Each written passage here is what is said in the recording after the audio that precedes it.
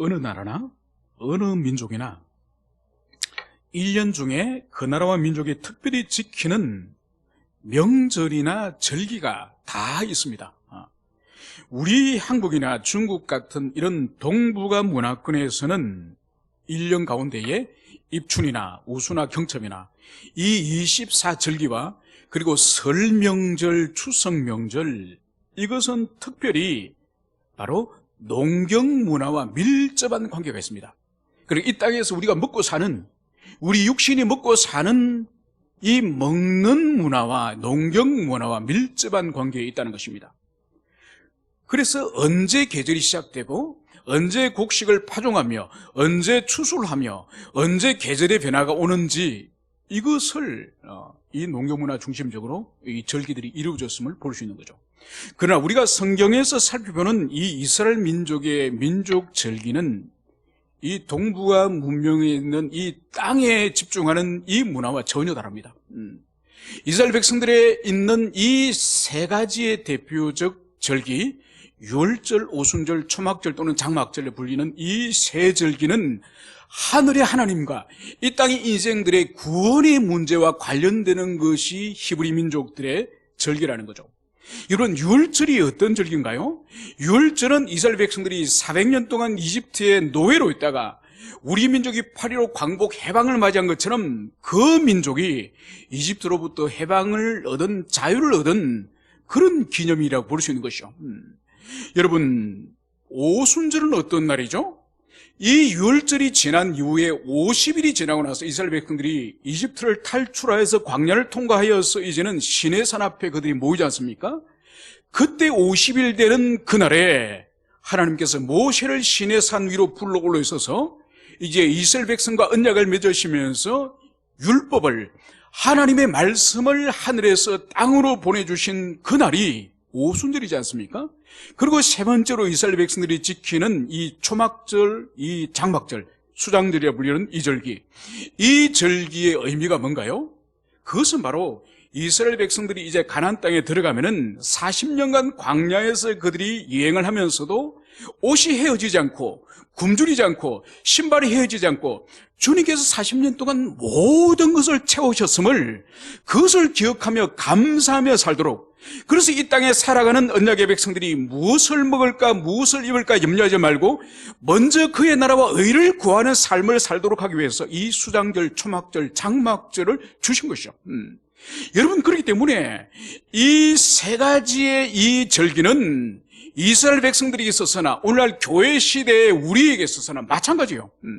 그래서 율절은 구원을 베풀어 주시고, 이제 오순절은 구원받는 사람들이 하나님의 말씀을 주시고, 이제 말씀을 주셨기 때문에 이 세상에서 무엇을 먹을까 염려하지 말고 먼저 그의 나라와 의를 구하는 삶을 살도록 하기 위해서 이 초막절을 주신 거죠. 그러니까 이 세 절기만 잘 기억하면은 이스라엘 백성들 절대로 망하지 않습니다. 오늘날도 마찬가지죠. 이 세 절기의 의미, 이 절기의 의미가 오늘날에 어디 있습니까? 이 주일 정신에, 이 주일 정신에 이 모든 것들을, 이 세 절기를 성취하신 그리스도 예수의 부활을 기념하는 이 주일에 다 있는 것이죠. 여러분, 오늘날도 이 세 가지를 사람들이 신앙 안에서 누리지 못하기 때문에 다 지리멸렬한 신앙생활을 하는 거예요. 진정으로 구원의 유월절을 통과하지 못한 신자들이 교회 안에 많습니다. 하늘로부터 말씀을 받지 못하여 말씀을 누리지 못하는 신자들이 많습니다. 또 신자라 할지라도 이 땅에서 무엇을 먹을까 무엇을 입을까 먼저 그의 나라와 의를 구하지 못하는 그런 사람들이, 신자들이 얼마나 많은지 몰라요. 이 세 절기를 온전히 경험하고 누린다고 한다면은 신약시대 때도 얼마나 복된 삶을 살겠습니까? 이제 오늘 본문으로 돌아와서 이제 오늘 본문 14장 12절에 따르면은 우리 예수님께서 예루살렘으로 이제 11장에서 입성을 하십니다. 11장에 이제 입성을 하시면서 이제 그동안 공생의 마지막 한 주간의 사역을 다 감당하세요. 그리고 이제 목요일이 되었습니다. 그래서 이 목요일 날 이제 모든 대중들을 만나는 사역을 이제 끝내고 이제 제자들과 함께 이제 특별한 시간을 보내기 위해서 오늘 주님께서는 그것을 준비하였음을 볼 수 있습니다. 그래서 오늘 무교절의 첫날, 곧 유월절 양 잡는 날에 이렇게 시작을 하고 있습니다. 여러분, 여기서 우리가 유월절과 무교절을 좀 더 세부적으로 우리가 살펴볼 필요가 있습니다. 여러분, 유월절은 히브리인들의 달력, 오늘날 우리가 쓰는 태양력과 다릅니다. 태양력과 한 3개월 정도 차이가 납니다. 그래서 히브리인 달력 1월달을 니산월이라 불러요. 그 니산월의 14일이 바로 유월절이 됩니다. 그리고 15일부터 일주일간 7일간을 무교절이라 불러요. 그래서 이 14일 이날이 뭐하는 날인가 하니까 이 유월절, 양을 잡아서 유월절 식사를 하는 그 날이에요. 이것은 이스라엘 백성들이 출애굽할 때 모세 시대 때부터 계속적으로 1년에 한 번씩 유월절을 맞이할 때에 바로 지켜왔던 면면이 이어져 온 그런 역사적이고 전통적인 절기라는 것을 볼 수 있습니다. 그리고 그 다음 날인 이 니산월 15일부터 7일간인 그러니까 21일까지죠. 여기는 무교절이라 불렸는데 이 7일 동안 바로 무교절, 이 뜻이 바로 뭔가 하니까 빵에 누룩, 효모, 이스트를 넣지 않는 딱딱한 빵을 구워 먹는 그런 절기예요. 그렇기 때문에 이 무교절이 다가올 때는 이스라엘 백성들이, 지금도 유대인들이 그럽니다. 가정 안에 있는 빵을 발효시키는 효모를, 누룩을 다 미리 없앱니다. 그래서 이 7일 동안은 아주 누룩을 넣지 않는 딱딱한 빵을 구워서 먹는 날이 7일 동안이죠. 이 의미는 뭔가 하니까 이스라엘 백성들이 이제 유월절을 기점으로 이집트를 탈출하지 않습니까? 그들이 광야를 탈출하고 광야를 탈출할 때에 뒤에 추적하는 이집트의 병거가 따라와서 그들이 얼마나 큰 두려움에 쌓입니까? 그때 그들이 울부짖으면서 부르짖을 때 하나님이 이 홍해를 열어서 그들이 탈출하지 않았습니까? 그 기간 동안 그들이 얼마나 고통하며 고생하는지 모릅니다. 그 고난을 기억하도록 하기 위해서 주님께서 이 무교병 딱딱한 이 빵을 7일간 먹게 하는 거죠. 그런데 분명히 유월절은 니산월 14일이고 이 무교절은 15일부터 21일까지인데, 그런데 관습적으로 이스라엘 백성들이 이 14일인 이 유월절도 무교절 안에 포함을 시켜서 부르고 있습니다. 그래서 오늘 마가도 오늘 이 유월절을 무교절의 첫날이라 이렇게 부르는 거예요. 원래 첫날은 15일인데 14일을 포함시켜서 유월절 양 잡는 날에 이렇게 부르고 있음을 먼저 여러분들이 이해를 하시면 좋겠습니다. 오늘 제자들이 이 유월절 양 잡는 날에 이제 우리 주님께 여쭈어봄을, 그것을 볼 수 있습니다. 그 여쭈어봄이 바로 뭔가 하니까 우리가 어디로 가서 선생님께서 유월절 음식을 잡수시게 준비하시기를 원하시나이까? 왜냐면은 이 유월절이 되면은 예루살렘에 있는 사람들만 유월절 지키는 것이 아니라 팔레스타인 전역에 흩어져 있는 사람들이 예루살렘 성으로 들어옵니다. 왜냐하면 이 유월절에 있어서 가장 초점은 유월절 식사예요. 이 식사를 성 밖에서 하면 안 됩니다. 이 성 안에 써야 되는 거예요. 그래서 팔레스타인 갈릴리라든 나사렛이라든 베들레헴이라든 전역에 흩어져 있는 이 사람들이 이 성 안으로 다 들어오는 거예요. 그것뿐만 아니라 로마 제국 전역에 흩어져 있는 사람들이, 이 순례자들이 예루살렘 성으로 다 들어오는 거예요. 그래서 그날 이 유월절 식사를 함께 하는 거예요. 그렇기 때문에 장소가 부족하기 때문에 장소를 미리 구하고 섭외를 해내는 겁니다. 이 당시에 이 유대인 역사가 요세푸스의 기록에 따르면은 이 유월절을 맞이하여서 이 유대인들이 유월절 식사에 있어서 가장 초점이 이 양입니다. 양. 그러니까 예루살렘으로 양이 얼마나 도살용으로 올라왔는가 하니까 25만 6,050마리가 예루살렘으로 각 지역에서 이 양들이 들어왔다고 보는 것이죠. 여러분, 그러면 양 한 마리를 몇 사람이 먹겠습니까? 양 한 마리를 10명이 먹는다고 치면은 256만 5천 명, 최소한 200만 명의 이상의 사람들이 이 작은 도시 예루살렘 안에 지금 집중하여 모였음을, 그것을 볼 수 있습니다. 그렇기 때문에 제자들이 주님께 오늘 저녁 유월절 식사 때 우리가 어디서 식사를 하면 좋겠습니까? 이것을 미리 물어보았음을, 그것을 볼 수 있습니다. 오늘 주님께서는 제자들에게 이 질문에 대해서 두 제자에게 말씀을 하셨습니다. 우리 마가복음에서는 이 두 제자가 누구인지 밝히고 있지 않지만은 누가복음에서는 베드로와 요한에게 지시하셨다고 주님께서는 말씀하셨습니다. 오늘 주님께서는 예루살렘 성내로 이 두 제자가 들어가면은 바로 물동이를 가지고 가는 한 사람을 만날 것이다. 그런데 이 사람은 남성이에요. 그 남성을 만날 것인데 그를 따라가라. 이 말씀을 주님 하십니다. 여러분, 여기서 우리가 볼 수 있는 것은 예루살렘 성 안에 들어가면은 물동이를 이고 하는 사람이 수많은 사람이 있을 수 있지 않습니까? 그런데 우리 주님이 말씀하시는 것은 한 남자가 물동이를 가지고 가는 것을 따라가라, 그 말씀을 하신 거예요. 여러분, 이 시대에는 물동이를 가지고 물을 깃는 것은 남자가 하는 일이 아니에요. 남자는 우물가에서 여행을 하다가 물이 풀려면 가죽 부대에 물을 담아서 그렇게 사용을 합니다.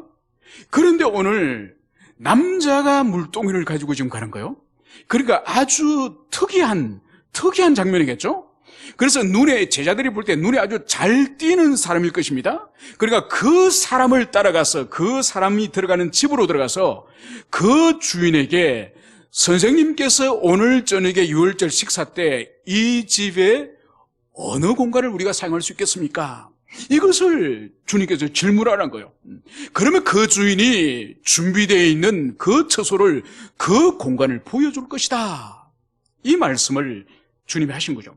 그래서 이 주님 말씀에 따라서 그 두 사람이 성내에 들어갔더니 물동이를 가지고 가는 남자를 만나고 따라가서 그 주인에게 말하였더니 바로 큰 다락방이 예비되어 있는 그 집으로 들어가서 오늘 이 유월절 식사를 준비하였다는 그것을 여기서 보여주고 있습니다. 여러분, 여기서 그러면 어떻게 이렇게 미리 이 사람이 물동이를 이고 이 예루살렘 경내를 통과하는 것을 어떻게 주님은 아셨을까? 그래서 이것을 어떤 사람들은 사전에 그 집 주인과 교감을 하였다, 이미 협의하였다, 이렇게 주장하는 사람도 있지만은 또 어떤 사람은 이것을 통해서도 주님의 신적 초월성, 그분의 신적 능력을 볼 수 있는 거죠. 그래서 제자들이 들어가니까 그대로 그 물동이를 가지고 가는 사람을 만났고, 그리고 그 사람을 따라서 집에 가서 주인에게 말하니까 그대로 유월절 식사를 위해서 장소가 다 마련되는 주님의 신적인 그런 능력을 볼 수 있다, 이렇게 여기서 말씀을 하고 있습니다. 그러면 우리가 여기서 하나 궁금한 점이 있습니다. 도대체 예수님께서 마지막 최후의 만찬을 하실, 그리고 오늘 성찬을 제정하시는 이 처소, 이 가정이 도대체 어느 가정일까? 여러분, 이 가정이 어느 가정일 것 같습니까? 사복음서에는 이 가정이 어느 가정이라고 기록이 되어 있습니까? 없습니다. 사복음서에는 이 가정이 어느 가정인지 그것은 밝히고 있지 않습니다. 예수님을 비롯하여서 이 제자들이 갈릴리 사람이잖아요. 시골 사람이에요. 이 시골 사람이 13명이 최소한 13명, 그리고 주님 곁에 여러 명의 여인들이 수종을 들었습니다. 그렇다고 한다면 최소한 주님과 13명 이상의 많은 사람이 주님과 함께 예루살렘으로 들어왔을 것입니다. 그러니까 이 사람들이 처소를 한 군데 정했으면은 아마 그곳에서 주님과 함께 이 유월절을 지내고, 그리고 주님께서 부활하시고 나서 오순절 성령이 강림할 그때까지 아마 다른 장소를 알아보지 않고 이 많은 사람이 거처할 수 있는 이 공간이 아마 동일한 처소에 있음을 볼 수 있습니다. 그러면 이 처소가 어딘지를 우리가 볼 수 있는 것이 이 복음서에는 등장하지 않지만은 사도행전 12장 12절에서 우리가 그 힌트를 얻을 수 있습니다. 그것이 바로 뭔가 하니까 베드로가 복음을 전하다가 붙잡혀서 감옥에 갇히지 않습니까? 감옥에 갇혀 있을 때, 잠을 잘 때에 베드로를 잠을 깨워서 감옥문이 열리면서 그가 자유롭게 나오지 않습니까? 천사의 도움을 통해서 그 일을 하죠, 그죠? 그때 베드로가 감옥에서 나와서 그 새벽에 어디를 향해서 갔죠? 그것을 바로 사도행전 12장 12절에서는 감옥에 나온 베드로가 간 곳을 이렇게 기록을 하고 있습니다. 마가라 하는 요한의 어머니 마리아의 집에 가니 여러 사람이 거기 모여 기도하고 있더라. 바로 베드로가 감옥에 나와서 그가 찾아간 곳은 바로 마가라는 요한, 오늘 이 마가복음을 기록한 이 마가 요한입니다. 이 사람의 어머니 마리아의 집에 찾아갔다는 거죠. 찾아갔더니 그곳에 지금 사람들이 마고 있죠. 제자들이 마고 있죠. 감옥에 갇힌 베드로 사도님 나오게 해달라고 간절히 기도하는 거예요. 여러분 기억나시죠? 그죠? 그때 로데라고 하는 그 집 계집종이, 여자종이 나와서 베드로 사도님이 지금 밖에 와 있습니다 이렇게 말하니까 거기 있는 제자들이 뭐라 그랬죠? 그 소녀 보고 미쳤다. 도대체 믿음을 가지고 기도하는 건지, 그죠? 기도에 응답해 주시니 오히려 미쳤다. 이렇게 말을 했죠. 바로 그 집이 마가 요한의 집이요. 그렇다고 한다면은 이 가정에서 기도하고 있는 것을 볼 때에 바로 이 유월절 식사도 이 마가 요한의 집에서 했을 가능성이 높습니다. 그리고 주님이 부활하신 이후에 제자들이 자신들이 있는 방문을 걸어 잠그고 두려워서 방문을 걸어 잠그고 있을 때에 그 폐쇄된 공간을 통과해서 우리 주님이 오시지 않습니까? 그래서 너희들이 평안할지어다. 그것을 선언했지 않습니까? 그때 제자들이 문을 걸어 잠그고 숨어 있었던 그 처소 또한 이 마가의 집일 가능성이 아주 높죠. 그리고 주님이 이제 예루살렘에서 하늘로 올라가신 이후에 이제 주님께서 너희들이 예루살렘을 떠나지 말고 너희들이 아버지께서 약속하신 것이 올 때까지 기다리라. 그렇게 주님이 약속하셨을 때에 그들이 흩어지지 않고 120명의 제자들이 함께 간절히 모여서 기도했지 않습니까? 그 기도의 처소가 어딜까요? 바로 이 마가 요한의 집, 이곳일 가능성이 매우 높습니다. 여러분, 그래서 볼 때에 이 마가 요한의 집은 초대교회 예루살렘 교회에 있어서 예배드린 처소로서 얼마나 이곳이 영광스럽게 사용되었는지 그것을 볼 수 있는 거죠. 여러분, 여러분의 가정에 한 번도 믿음의 백성들이, 믿음의 자녀들이, 하나님의 권속들이 한 번도 찾아오지 않았다 한다면은 그건 좋은 일이 아니에요. 가능하면은 여러분의 가정이나 여러분의 처소나 직장이나 그런데 자주 믿음의 백성들이 기도하고 예배드리고 그렇게 사용되는 것이 얼마나 귀한지 몰라요. 여러분, 제가 예전에 그 구역장 할 때에, 벌써 한 20년 전 구역장 할 때에 이제 교회에서 구역 모임 할 공간이 없어가지고 저희 집이 바로 이제 교회 부근으로 제가 이사를 가가지고 바로 교회 길 건너 저희 아파트가 있었습니다. 그러니까 다 구역 모임 장소를 구하지 못해서 너무너무 매주 찾아 헤매니까 힘들어서 우리 집에 갑시다. 그래서 저희 집에서 이제 매주 구역 예배를 드렸습니다. 문제는 뭔가 하니까 제가 구역 예배 우리 집에 합시다 이렇게 했지만은 토요일 저녁에 집안을 대청소를 해야 됩니다. 매주. 그거는 제가 안 하거든요. 저는 구역 식구에 우리 집에 오십시오. 우리 집에서 하겠습니다. 큰 소리 쳤지만은 청소는 다른 사람 목이죠. 여러분, 그때 약 한 1년 반 정도를 저희 가정에서 구역 모임을 했습니다. 그런데 제가 기억되어지는 것은 그때 구역의 식구들이 저희 가정에 와서 거기서 차를 마시면서 함께 찬송을 하고 함께 교제했던 그 기억이 오래오래 기억이 됩니다. 여러분, 그래서 가정을 이제 예배 처소로서, 교제의 처소로서 내어주어서 그곳에서 하나님의 백성들이 찬송을 하고 하나님께 기도하는 이것이 얼마나 귀한 일인지 모릅니다. 여러분, 오늘 현대인들의 가장 큰 신앙의 가장 큰 어려움 중에 하나가 뭔가 하니까 내 사생활의 영역은 들어오지 마라. 이건 공개하지 않겠다. 여러분, 이것은 성경적인 기독교 신앙이 아니에요. 여러분, 초대교회 몇백 년 동안 기독교 공인되기 전까지 약 300년 동안에 성도들의 예배 처소는 가정이었어요. 가정에서 돌아가면서 예배드리고 돌아가면서 그곳에서 주님을 찬송하고 말씀을 선포했던 거예요.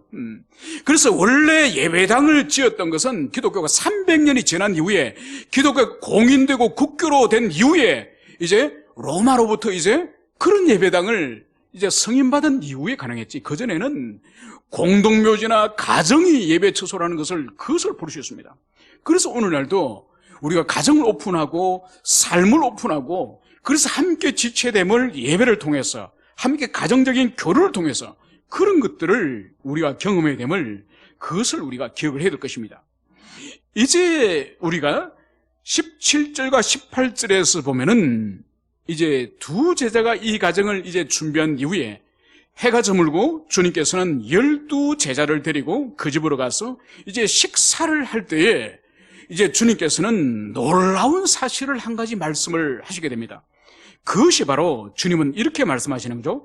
내가 진실로 너희에게 이르노니 너희 중에 한 사람 곧 나와 함께 먹는 자가 나를 팔리라. 오늘 주님께서는 식사하시다가 이제 충격적인 이야기를 오늘 주님께서는 제자들에게 하시는 것을 볼 수 있습니다. 그것이 바로 뭔가 하니까 너희 중에 한 사람, 너희 12명 가운데 한 사람이 나를 배신하고 나를 팔 것이다. 이것을 주님께서 말씀하셨습니다. 여러분, 오늘 주님께서는 지난 3년 동안 주님을 집요하게 따라다니면서 괴롭히면서 박해하였던 바리새인이나 서기관이나 제사장들이나 아니면 헤롯 당원이나 열심 당원 중에 한 사람이 주님을 배신하고 판다는 것이 아니라 3년 동안 주님이 친히 세웠고 친히 가르치고 동고동락을 함께 하였던 제자 가운데 한 사람이 주님을 배신하고 주님을 파는 그런 사람이 생겨날 것임을, 그것을 오늘 주님께서 말씀하셨습니다. 여러분, 이 말을 들은, 주님의 이 말씀을 들은 이 제자들의 마음이 어떨까요? 그것은 즉시 제자들의 반응을 통해서 우리가 알 수 있는 거죠. 이 천천덕력과 같은 이 말씀 앞에 제자들은 놀라고 당황하기 시작했습니다. 그래서 제자들은 19절에서 그들이 근심하여 하나씩 나는 아니죠 하고 말하기 시작했다는 것이죠.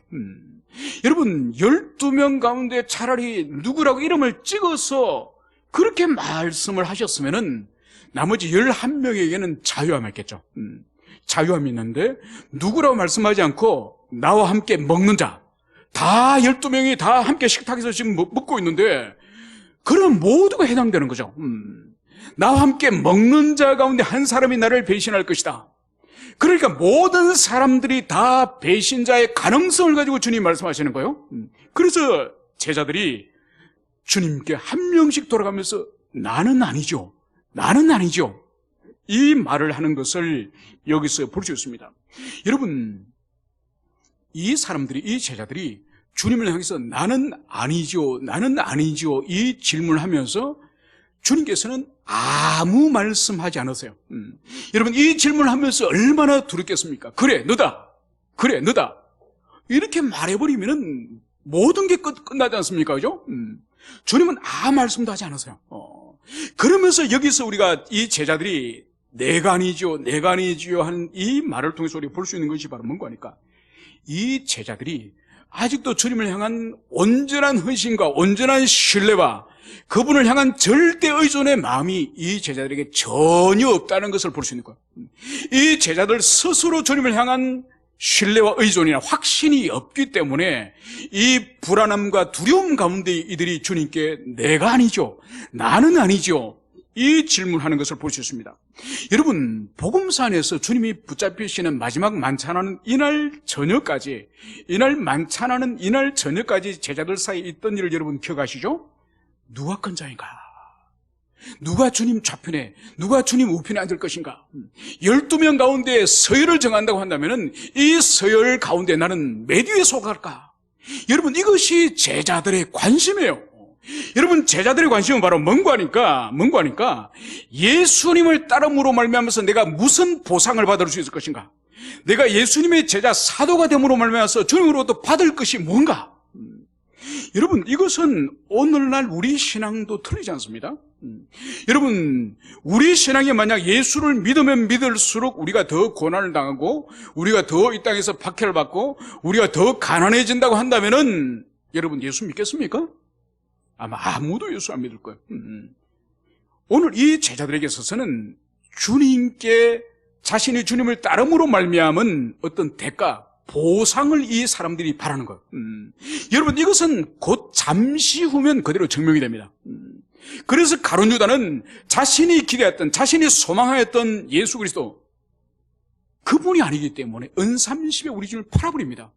여러분, 베드로는 주님께서 무기력하게 붙잡히니 바로 여종 앞에서도 3번씩이나 주님을 모른다고 부정하지 않았습니까? 여러분, 나머지 10명의 제자들은 어떻습니까? 자신들이 기대했던 메시아가 아니니 그들도 도망가 버렸습니다.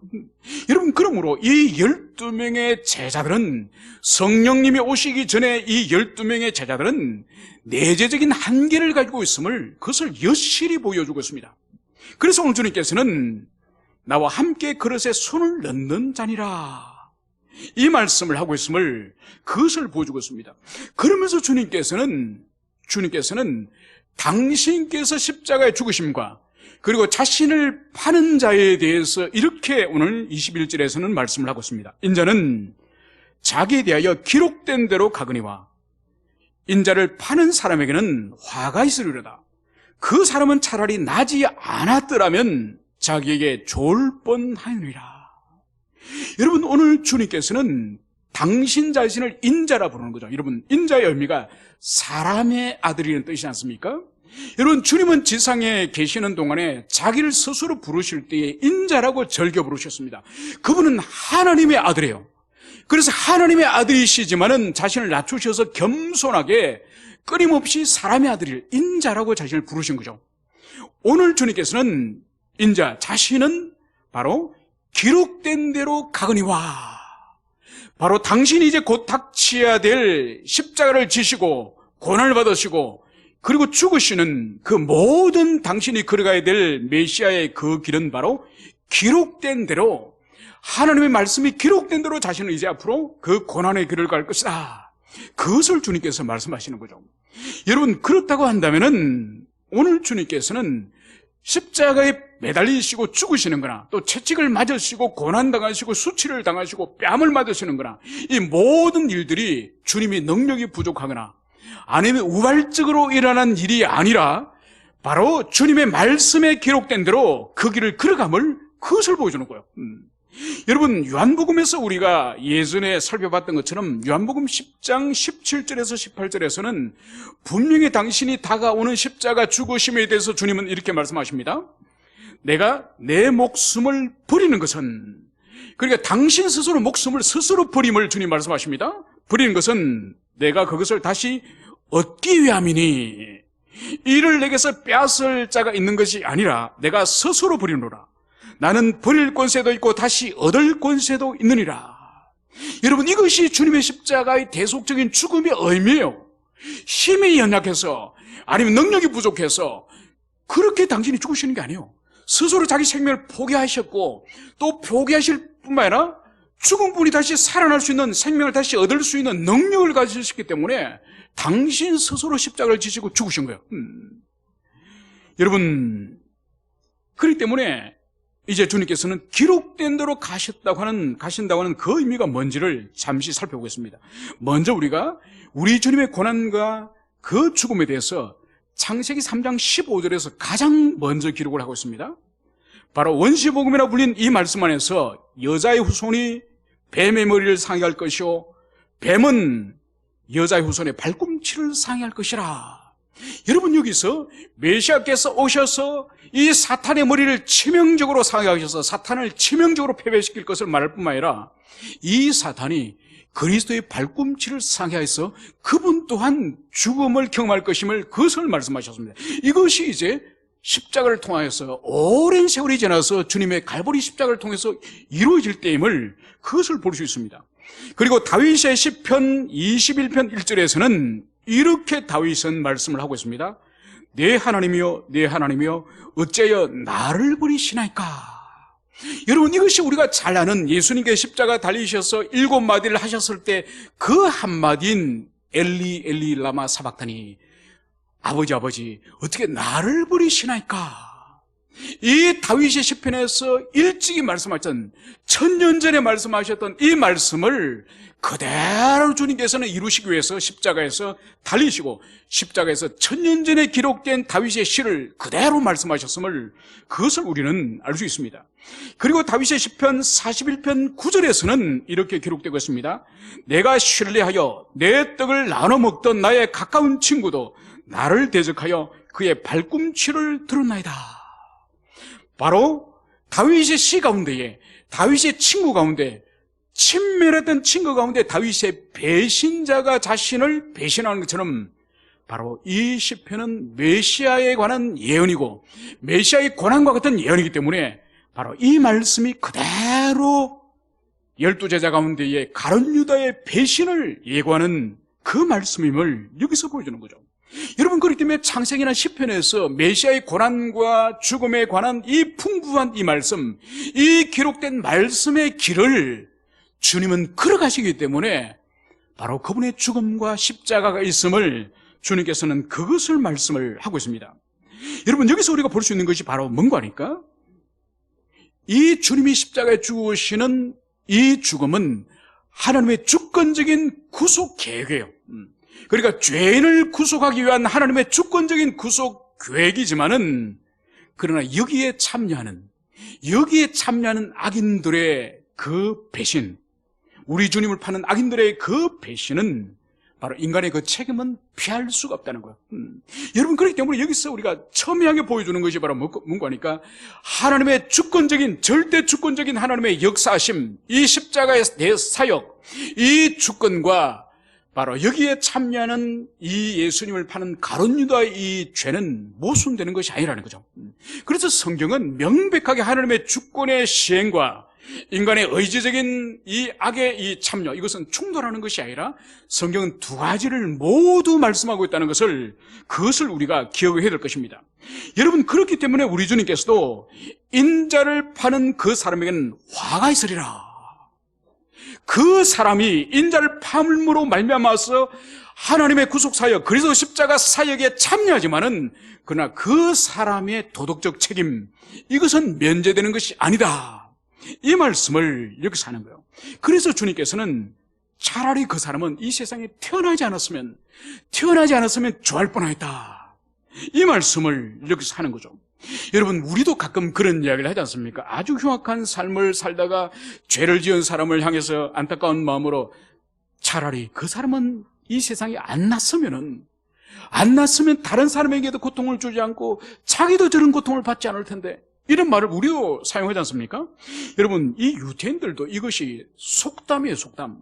유대인 문화에서도 이것은 아주 극도의 비참한 인생을 살아가는 사람을 향해서 차라리 나지 않았으면 그 사람에게 좋아할 뻔하였다, 이것이 속담으로 사용되었음을, 그것을 우리는 기억해야 될 것입니다. 여러분, 여기서 우리가 잠깐 하나 살펴볼 것은 사복음서, 우리가 마태마가 누가 이 요한복음, 이 사복음서 말고 외경, 그러니까 이 외경 가운데에 유다복음이라고 하는 그런 책이 있습니다. 여러분 중에 들어보신 분이 있을 겁니다. 이 유다복음. 이 유다는 누구냐? 가룟 유다예요. 가룟 유다 복음이에요. 이것은 영지주의, 이단 영지주의의 영향을 받아서 기록된 그런 책인데, 일찍이 초대교회 때부터 이 유다복음서는 이단으로 정죄받은 책이에요.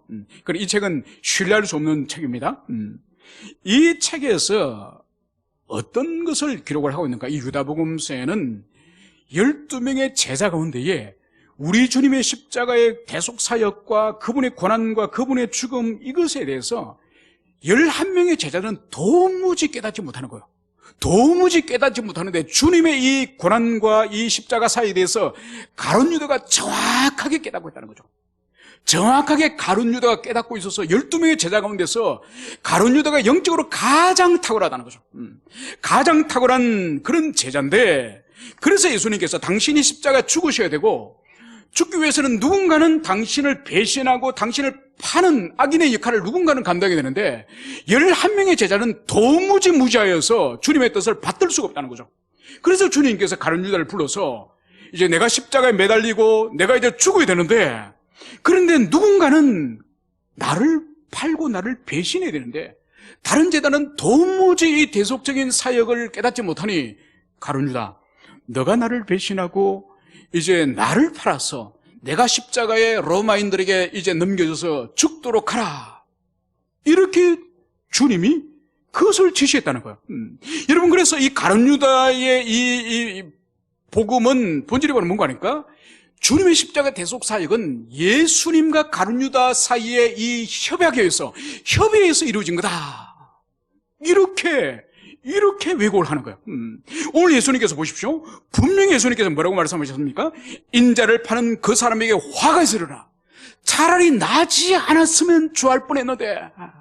여러분, 이것이 가룟 유다, 예수님을 배신한 사람에 대한 우리 주님의 정죄이자 판단이에요. 그러니까 가룟 유다 복음은, 유다 복음은 전혀 이 사복음서의 이 진리와 합치되지 않는 거죠. 그러니까 일찍부터 정죄가 된 그런 책임을, 그것을 부르셨습니다. 이제 우리 주님께서는 이제 떡을 가지시고 이제 축복하시면서 받아라, 이것은 내 몸이다. 그러면서 오늘 주님께서는 드디어 이 유월절 식사자리에서 주님께서는 새로운 성찬을 제정하심을 여기서 보여주고 있습니다. 그래서 먼저 떡을 떼서 나누시고, 그리고 두 번째로는 잔을 나누시는 이 장면을 볼 수 있습니다. 이것은 2000년의 세월이 지났지만 이 순서는 지금도 변함이 없는 거예요. 여러분, 다음 주가 부활주일이지 않습니까? 이제 다음 주일에 우리가 부활절에 성찬을 우리가 시행할 것입니다. 여러분, 오늘 이 말씀을 통해서 다음 주에 성찬에 우리가 한 주 동안 어떤 마음을 가지고 어떤 마음으로 준비해서 성찬을 맞이할지, 그것을 여러분들이 기억하면서 오늘 말씀을 따라왔으면 좋을 것 같습니다. 이제 주님께서는 구약의 이스라엘 백성들이 역사 속에서 면면히 전해져 오던 유월절의 어린 양의 피를 흘리면서 죽음으로 이스라엘이 구속을 얻었던 그것을 기억하는 유월절 식사 가운데에 새롭게 오늘 성만찬을 주님이 오늘 제정을 하십니다. 그러면서 오늘 이 성만찬을 제정을 오늘 하시는데, 이것은 우리가 알다시피 기독교에 이 성례, 두 성례가 있지 않습니까? 구약에도 두 성례가 있었고 신약에도 두 성례가 있죠. 구약에는 두 성례가 뭔가요? 사내 아이가 태어나면 8일째 행하는 할례가 있죠. 그래서 양피를 칼로 뱀으로 말미암아서 이제 그 사람은 이제 죄로부터 구별되어지고 하나님께 속한다는 의미가 이 할례의 의미예요. 그래서 다른 데가 아니라 육체 책임으로 말미암아서 그 사람 평생에 자신은 하나님께 속하고 바로 죄로부터 구별되어야 되는 거룩한 백성으로 살아야 된다는 의미가 이 할례예요. 그래서 할례를 행하지 않는 사람은 여호와께로부터 끊어질지어다, 이런 저주의 선을 하는 이유가 언약의 백성으로 태어났으면 반드시 할례를 행할 것을 주님께서 말씀하셨죠. 그래서 할례를 행할 때 피를 흘림으로 말미암아서 유혈 성례라고 부르는 거죠. 그리고 두 번째 성례가 뭐죠? 이제는 유월절을 맞이할 때마다 어린 양을 잡지 않습니까? 그래서 어린 양을 죽여서 그 양의 피를 흘리면서 오래전에 이스라엘 백성들이 이집트로부터 하나님의 구속을 얻었던 그 은총을 다시 기억하도록 하는 것이 이 유월절 유혈 또 성례예요. 그래서 구약에는 사람의 양피를 칼로 자름으로 피를 흘리고 또 양을 또 죽임으로 피를 흘리는 이 유혈 성례가 두 가지가 있었지만은 이제 신약 시대 때는 예수님이 친히 두 가지를 교회를 향해서, 우리를 향해서 명령하셨습니다. 두 가지 영원히 지켜야 될 그 성례가 뭐죠? 바로 예수 그리스도를 인격적으로 믿고 영접한 사람에게 예수 그리스도를 믿고 구원을 얻은 자, 이미 믿는 자, 그 사람들에게 베푸는 것이 뭐죠? 세례죠, 세례. 그래서 세례를 베풀고, 그리고 세례를 받은 자들이 이 주일 예배 가운데에 또 다른 은혜 방편인 성례인 성찬에 참여할 수 있는 거예요. 여러분, 그렇기 때문에 세례받지 않는 사람, 또 유아 세례를 받고 나서 입교하지 않은 사람은 성찬에 참여할 수 없습니다. 여러분, 이것을 분명히 교회 역사 가운데 변함없는 제도예요. 그래서 세례를 받았거나 아니면은 어릴 때 유아 세례를 받고 나서 신앙 고백을 다시 하고 자기 온전한 믿음으로 신앙 고백을 하고 입교한 사람만이 참여할 수 있는 것이 바로 이 성찬의 성찬. 그런데 이 성찬과 세례는 다시는 피를 흘리지 않습니다. 왜냐하면 예수님이 온전히 십자가에서 피 흘리고 죽으셨기 때문에 이제는 무혈 성례라 불리는 거죠. 그래서 우리가 오늘 여기서 주님께서는 바로 두 성례 가운데에 이 성찬을 오늘 이 잡히시는 이 밤에 제정하셨음을, 그것을 여기서 볼 수 있습니다. 오늘 주님께서는 먼저 떡을 가지고 축복하시고 이것을 찢어서 떼어서 제자들에게 주시면서 이것은 내 몸이다. 이것을 받아라. 이것은 내 몸이다. 이 말씀을 여기서 하십니다. 오늘 주님께서는 효모를 넣지 않은 딱딱한 떡을 오늘 찢으시면서 이것을 제자들에게 주시면서 이 떡이 내 몸이다. 이 말씀을 하시는 것을 볼 수 있습니다. 여러분, 이것은 상징적인 표현이죠. 어떻게 그 떡이 우리 주님의 몸일 수 있겠습니까? 그러나 이것이 어떤 의미인가 하니까 바로 그 다음 날이면 이튿날이면 우리 주님이 십자가에서 이제 달리셔서 그 십자가에서 살이 찢기고 몸이 찢기는 그 고난을 주님께서 오늘 떡을 찢어서 주시면서 그것을 오늘 상징하시는 거예요. 그래서 이 찢겨진 이 빵을 받아서 그것을 먹고 취한다는 의미가 바로 뭔가 하니까 바로 주님께서 우리를 구속하기 위해서 어떤 희생과 어떤 대가를 치르셨는지, 그분이 살이 찢기고 그분의 죽음을 통하여서 우리가 구속을 얻었다고 하는 그분의 고난과 죽음을 기억하는 것이 첫 번째 의미고, 두 번째로는 그 떡을 우리가 먹어서 취한다는 의미는 바로 뭔가 하니까 바로 주님의 살이 이제 우리 몸속으로 들어오면서 이제 주님과 우리가 분리될 수 없는 영원한 연합 속으로 들어간다고 하는 그 의미가 바로 주님의 살을 우리가 취한다는, 먹는다는 의미예요. 그래서 주님과 우리가 연합되어서 한 몸이 되었기 때문에 이제 내가 아니요. 이제 나는 내 소유가 아니요. 이제 나는 하나님의 소유고, 나는 하나님의 소유이기 때문에 이제 나의 삶의 목적은 하나님의 영광을 위해서 그분의 뜻을 따라 사는 것이 이제는 나의 인생의 목적입니다. 이 결단하는 것이 바로 성찬의 떡을 받는 것이에요. 여러분, 다음 주에 우리가 성찬의 떡을 돌아가면서 받을 거지 않습니까? 그때 바로 그 떡을 받을 때에 주님께서 나를 구원하여 자녀 삼으시기 위해서 그분이 살찌기시고 그렇게 죽으셨다. 그리고 그분의 떡을 내가 먹으면서 그분과 내가 이제 한 몸 됐고, 나는 이제 하나님의 소유가 되고 하나님을 위해서 살 그런 존재다.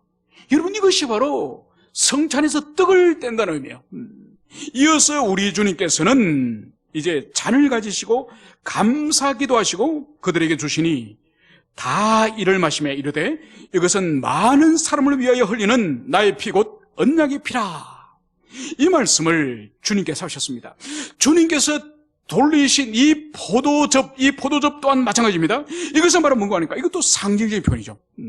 오늘 주님께서는 이 포도주를 바로 너희를 위하여 흘리는 나의 피다, 바로 주님의 피다, 이 말씀을 하시면서 곧 언약의 피다, 이 말씀을 주님 하시는 거예요. 여러분, 이것은 주님께서 무엇을 염두에 두고 말씀하시는 거니까 출애굽기 24장에 가면은 이스라엘 백성들이 모세가 중보자가 되어서 하나님과 이스라엘 백성들이 언약을 체결합니다. 그래서 여호와는 이스라엘의 하나님이 되고 이스라엘은 여호와의 백성이 되겠느냐, 이것을 하나님이 이스라엘 백성들이 물어보는 거예요. 그래서 이스라엘은 드디어 하나님의 백성이 되고 하나님은 이스라엘의 이제 하나님이 되고, 이것을 이제 언약을 체결하는 거죠. 그때 이스라엘 백성들이 아멘, 이제 우리는 기꺼이 하나님의 백성이 되겠습니다. 그리고 요한은 기꺼이 우리의 하나님이 되어 주십시오. 이 아멘 하고 나서 이 모세가 무엇을 하느냐, 이 약속을 피로 언약을 체결하는 것. 그래서 큰 양푼위에 소를 잡아서 소의 피를 가득 받아서 그것을 우설초에 묻혀서 이스라엘 백성들이 뿌립니다. 피를 뿌리면서, 이 짐승의 피를 뿌리면서 이스라엘과 하나님 사이에 영원한 하나님의 백성이 되고 영원한 하나님이 될 것임을, 그것을 언약을 체결하는 거죠.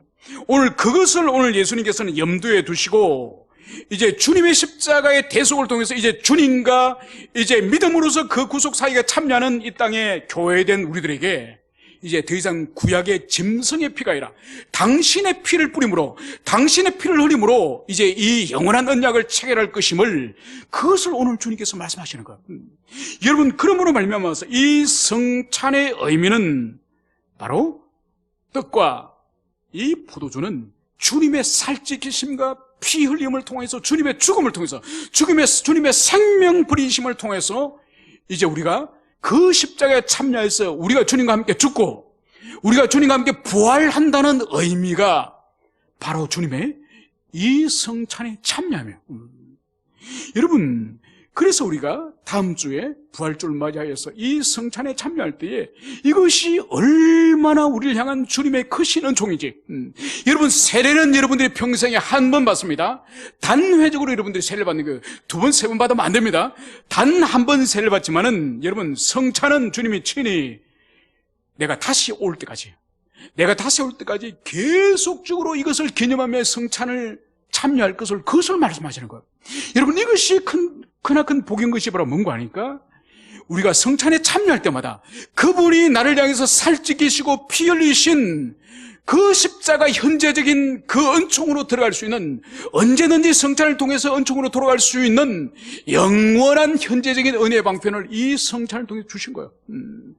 그래서 세례는 인생에 단 한 번 행하지만은 성찬은 자주 그렇게 행하면서 주님의 십자가와 주님의 그 죽음과 그 부활을 기억하며 그 말씀에 사로잡힐 때 성령께서 놀라운 심령의 감동 감화를 주셔서 우리들에게 2000년의 세월이 지났자면은 그 시간과 공간을 초월하여서 성령께서 그 깊은 감동 속으로 우리 영혼을 회복시키시고 우리 영혼을 살리시는 그 은혜의 방편이 이 성찬에 있는 것이죠. 이 성찬에. 그래서 은혜의 방편이 하나님의 말씀과 성례라고 말할 때 바로 이것이에요, 이것. 이제 말씀을 정리하고자 합니다. 이번 한 주는 이제 오늘 교회력으로는, 우리 개혁교회에서는 교회력을 더 이상 지키지 않습니다. 종교개혁자 이후로는 교회력을 지키지 않습니다. 그러나 과거 카톨릭에서는 교회력에 할 경우에 오늘 주일이 종료주일이에요. 여러분들이 성경 큐티에 묵상하셨던 것처럼 마가복음 11장에 이제 주님이 나귀를 타고 예루살렘으로 들어올 때에 환영하는 그 사건, 바로 그때가 종료주일이에요. 오늘이 교회 절기로는, 교회력은 종료주일이지 우리는 지키지 않습니다. 그리고 이번 한 주간이 고난주간이라 불립니다. 그래서 한 주간 이 기간 동안에 주님께서 이제 예루살렘 성전을 중심으로 하여서 이제는 사역하고, 이제 목요일날 밤에 주님이 잡히셔서 금요일날 십자가에 달리셔서 죽으십니다. 그리고 토요일을 지나고 주일날 새벽에 주님이 부활하시는 거죠. 여러분, 그렇기 때문에 우리는 이미 매주일이 주님이 부활하신 날을 우리가 지키는 거예요. 그렇기 때문에 우리 이미 이 주일 안에 모든 절기와 주님의 모든 행하신 사역이 이 주일 정신 안에 다 있음을 우리는 기억해야 될 것입니다. 그러면서 우리가 다음 주에 성찬을 우리가 맞이하고 주님의 부활을 우리가 진정으로 기쁨으로 맞이하기 위해서 한 주 동안 오늘 주님의 이 피와 이 살을 지키신 이 사건을 미리 주님께서는 오늘 제자들에게 가르쳐 주셨습니다. 그래서 이 성찬은 참으로 위대한 사건인 것은 바로 구약의 유월절 식사 사건과 그 유월절 식사 사건, 그 양이 죽는 그 사건은 그림자에 불과하고, 바로 하나님의 어린 양이신 예수님이 실제로 오셔서 골고다에서 죽으시는 그 사건 이 중간에 이 두 사건을 연결해 주는 사건이 바로 이 성찬이에요. 여기서 주님의 살찌기시는 떡을 나누시고 주님의 피 흘리시는 포도주를 나누는 이 사건이 바로 구약의 유월절의 식사와 신약의 주님이 실체로 오셔서 피 흘리시고 죽으신 그 사건을, 이 성찬을 통해서 이 두 사건이 연결됨을, 그것을 한 주간에 우리가 깊이 묵상하면서 다음 주가 진정으로 기쁨과 감사가 넘치는 그런 부활주일이 되고 그런 성찬이 되기를 간절히 축원합니다. 함께 우리 기도하시겠습니다.